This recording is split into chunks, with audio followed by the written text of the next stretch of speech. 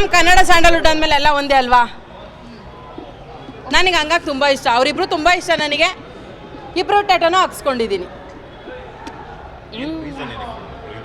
Common ಆಗಿ ಯಾರಾದರೂ ಒಬ್ಬರ ಅಭಿಮಾನಿ ಆಗಿರ್ತಾರೆ, ಬಟ್ ನೀವು ಎರಡು ತೋಳಲ್ಲಿ ಇಬ್ಬರ ಒಂದು ನಟರ ಒಂದು ಟ್ಯಾಟೂನ ಹಾಕ್ಸ್ಕೋಬೇಕಂದ್ರೆ ಒಂದು ಪರ್ಟಿಕ್ಯುಲರ್ ರೀಸನ್ ಇರಬೇಕಲ್ಲ. ನಾನು ವಿಶೇಷವಾದ ಅಭಿಮಾನಿ ಅವರಿಬ್ರಿಗೂ ಅಂತ ಹೇಳ್ತೀನಿ. ಯಾಕೆ ಅಂತ ಹೇಳಿದ್ರೆ ಕಿಚ್ಚ ನನ್ನಣ್ಣ ಅಂತ ಹಾಕ್ಸ್ಕೊಂಡಿದ್ದೀನಿ, ನನ್ನಣ್ಣ ಕಿಚ್ಚ ಅಂತೇಳಿ. ಈ ಕಡೆ ಡಿ ಬಾಸ್ ಹಾಕ್ಸ್ಕೊಂಡಿದ್ದೀನಿ.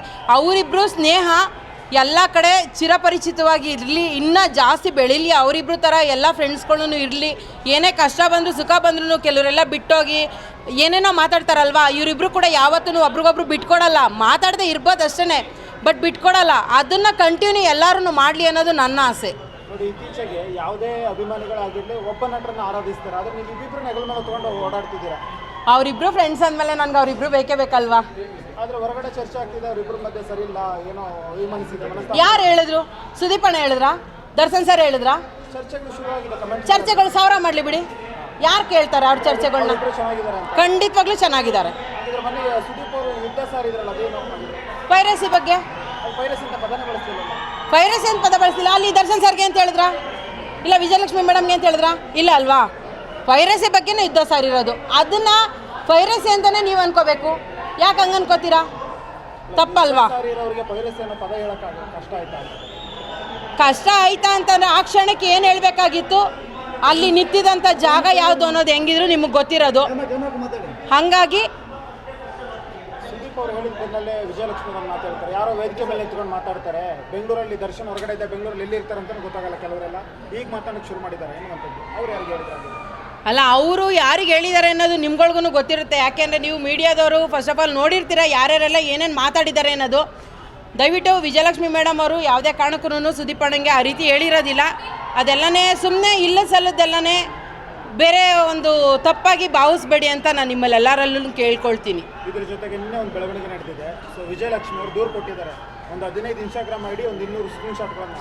ಹೌದು, ಪದಗಳನ್ನು ನೋಡ್ತಿದ್ರೆ ನಮಗೆ ಕಣ್ಣಲ್ಲೂ ನೋಡೋಕ್ಕಾಗಲ್ಲ, ಓದೋಕ್ಕೂ ಆಗಲ್ಲ, ಅಷ್ಟೊಂದು ಅಶ್ಲೀಲವಾಗಿ ತೇಜಾವಧೆ ಮಾಡಿದ್ರು ಒಂದು ಹೆಣ್ಣನ್ನು.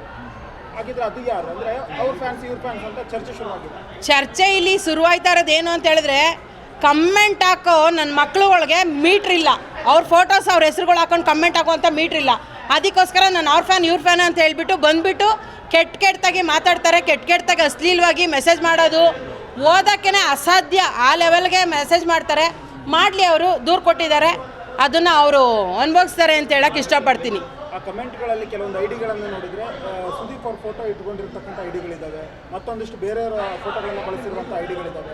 ಈಗ ನೋಡ್ತಾ ಇದ್ರೆ ಏನು ಸಂದೇಶ ಹೋಗ್ತಾ ಇದೆ, ಏನಾಗ್ತಿದೆ ಸ್ಯಾಂಡಲ್ವುಡ್ನಲ್ಲಿ? ಸ್ಯಾಂಡಲ್ವುಡ್ಡು ಕರೆಕ್ಟಾಗೇ ಇದೆ. ಈ ಖಾಲಿ ಪೋಲಿ ನನ್ನ ಮಕ್ಳು ಇರ್ತಾರಲ್ಲ, ಅವಳುಗಳಿಗೆ ಯೋಗ್ಯತೆ ಇಲ್ದಿರೋ ನನ್ನ ಮಕ್ಳುಗಳು ಫೋಟೋಸ್ಗಳನ್ನ ಹೀರೋಸ್ಗಳ್ದು ಹೀರೋಯಿನ್ಗಳ್ದು ಮತ್ತು ಫೇಕ್ ಐಡಿಗಳನ್ನ ಕ್ರಿಯೇಟ್ ಮಾಡಿಕೊಂಡು ಜಾಸ್ತಿ ಕೆಟ್ಟದಾಗಿ ಮೆಸೇಜ್ ಹಾಕ್ತಾ ಇದ್ದಾರೆ. ತುಂಬ ಜನ ಆಗ್ತಾರೆ ಈಗ. ತುಂಬ ಮೆಸೇಜಸ್, ಯಾಕೆಂದರೆ ನಾನು ಸೋಷಿಯಲ್ ಮೀಡಿಯಾ ಯೂಸ್ ಮಾಡೋದ್ರಿಂದ ತುಂಬ ಮೆಸೇಜಸ್ ನನಗೂ ಕೆಟ್ಟದಾಗೇ ಬರುತ್ತೆ. ಬಟ್ ನಾನು ರಿಯಾಕ್ಟ್ ಮಾಡಲ್ಲ. ರಿಯಾಕ್ಟ್ ಕೊಟ್ಟರೆ ಸರಿಯಾಗೇ ಕೊಡ್ತೀನಿ.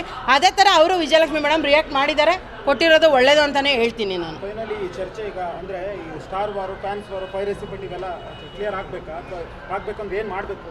ಖಂಡಿತ ಕ್ಲಿಯರ್ ಆಗಬೇಕು. ನಾನು ಎಲ್ಲ ಫ್ಯಾನ್ಸಲ್ಲೂ ಕೇಳ್ಕೊಳ್ಳೋದು ಒಂದೇನೇ, ನಿಮಗೆ ಯಾರು ಇಷ್ಟ ದಯವಿಟ್ಟು ಅವರನ್ನು ಇಷ್ಟಪಡಿ. ಅದನ್ನು ಬಿಟ್ಟು ನಾನು ಅವ್ರ ಫ್ಯಾನ್ ಇವ್ರ ಫ್ಯಾನ್ ಅಂತ ಯುದ್ಧ ಸಾರೋದು, ಬೈಯೋದು, ಕೆಟ್ಟದಾಗಿ ಮೆಸೇಜ್ ಮಾಡೋದು ದಯವಿಟ್ಟು ಯಾರು ಮಾಡೋಕ್ಕೆ ಹೋಗಬೇಡಿ ಅಂತ ಹೇಳ್ತೀನಿ ನಾನು. ಇತ್ತೀಚೆಗೆ ಕೆಲವರು ಅಭಿಮಾನಿಗಳು ಹಾಕುವಂಥ ಮೆಸೇಜ್ಗಳು, ಮಾತಾಡುವಂಥ ರೀತಿ ನೋಡ್ತಾ ಇದ್ರೆ ಅವರ ಬಾಸ್ಗಳಿಗೆ, ಅಂದರೆ ಅವರು ಬಾಸ್ಗಳು ಅಂತಕ್ಕಂಥದ್ದು, ನಟ ಅಂತಕ್ಕಂಥದ್ದು, ಅವ್ರಗಳಿಗೆ ಸಂಕಷ್ಟ ಎದುರಾಗುತ್ತೆ ಅಲ್ವಾ?